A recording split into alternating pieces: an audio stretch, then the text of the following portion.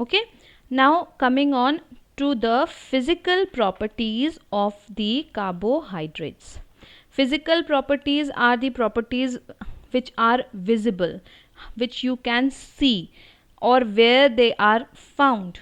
So the first physical property which we will be discussing is storage property, or these in this we will consider that carbohydrates have a property that can be, that due to which they can be stored.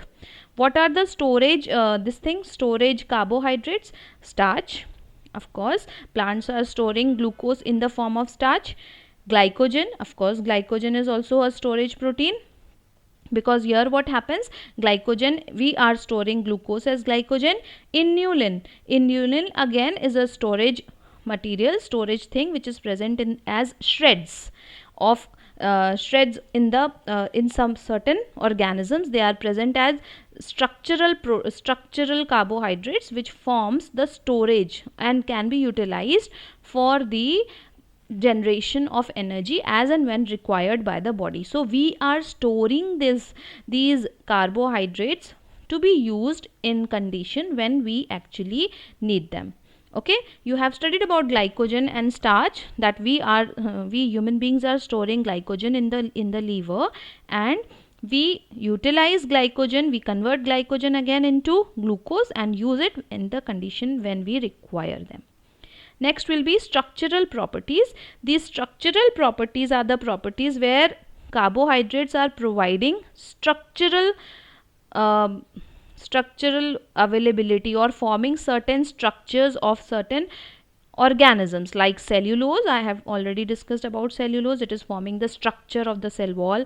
Chitin, it is also forming the structure of the exoskeleton. Peptidoglycan, it is also forming the structure of the cell wall of bacteria. So these are having structural properties. Now optical activity, I hope that you have studied about optical activity in chemistry. If not, see what happens, certain substances are active towards light. That is, they just rotate the plane of polarized light towards left hand side or right hand side. This depends on the property of this optical activity which the substance possess. So if we talk about biomolecules and if we talk about carbohydrates in particular, they have optical activity. They also show, that is, they are very much active and can turn plane polarized light in different directions. So they are optically active. Plane of polarized light, that means if they are aligned in single direction, the plane of the polarized light is in single direction.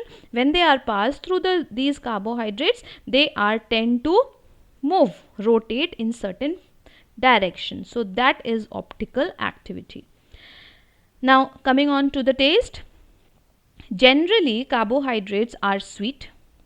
We are not talking about starch, which is a complex carbohydrate, so it has lost its sweetness. They are crystallines and water insoluble and odorless. These things you need to remember. They have storage properties along with the example. They have structural properties along with the examples. They show optical activity, and they are generally sweet, crystalline, water soluble and odorless. Okay. Now moving forward to the chemical properties. Chemical properties starts with reduction using mild reducing agent. See, there will be different effects, different reactions shown by carbohydrates when we are using mild reducing agent or when we are using strong reducing agent. So you need to understand, you need to study the mild reducing agents and the strong reducing agents separately. So on reduction with mild reducing agents like sodium amalgam, monosaccharides form alcohol. Alcohol is formed, and this kind is actually, you have studied in the basic technology and kitchen technology techniques that alcohol is produced by fermentation, and this is actually being done by certain organism. The yeast was doing that. Similarly, other mild reducing agents can also produce alcohol. Okay. Next is On oxidation, glucose form gluconic acid. On oxidation, on reduction they form alcohol, on oxidation they form gluconic acid. This is a test which is shown by aldehydes, therefore differentiate between aldoses and ketoses. Now aldoses and ketoses, I have shown you the diagram. When the aldehyde group is present in the sugar molecule, it is called as aldoses.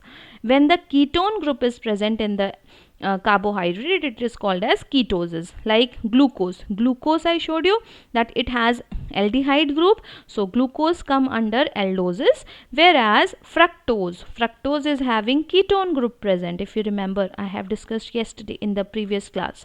So ketoses have ketone group present, so they are present in the this fructose. This you all have to understand. So this is a test. This oxidation of glucose to form gluconic acid is a test which is shown only by aldehydes.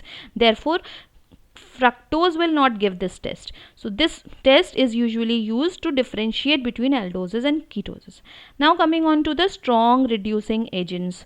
On reduction with phenylhydrazine. Phenylhydrazine is a strong reducing agent. Monosaccharides form osazone.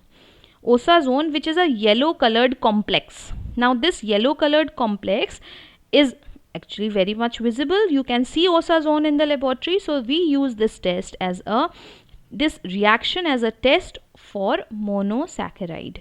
This test is very important because it was earlier very much there in your syllabus. I hope if they have not cut it.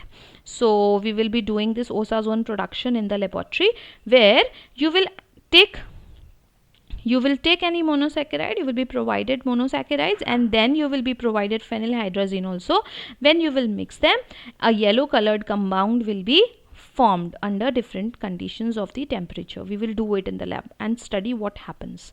Okay, so these three chemical properties about carbohydrates you need to learn. So today what we have done, today we have studied about complex carbohydrates. Like we have started up with cellulose, which is found in the plants. Then we have studied about chitin, which is found in animals, fungi and certain algae. Then we have had a talk about peptidoglycan, which is present in bacteria. Okay, and out of these three, cellulose and chitin were homopolysaccharides, whereas peptidoglycan was having different repeating units, so that was heteropolysaccharides.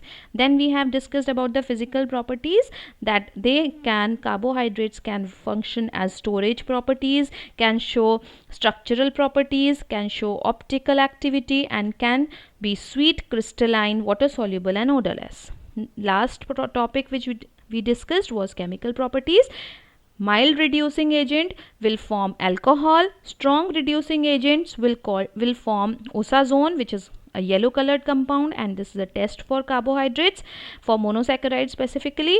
And other thing you have studied, the last thing is the oxidation, that glucose on oxidation forms gluconic acid, and this test can be used to differentiate between the aldoses and ketoses, or other way around, you can also say this test can be used to differentiate between glucose and fructose. Okay, so I think this much is enough for today. We will wind up the class for the day. And today, yes, one more thing, I have already told you about browning of the bread. So this browning of the bread, the brown colored of the bread, which you have already studied in the first chapters, so this is also because of the glucose. This glucose is responsible for the brown color, giving brown color to the bread when it is baked at high temperature. So whenever you see your bread now, just remember the browning thing. The browning is because of the glucose present in it. Okay, so we wind up for today. See you in the next class. Thank you so much.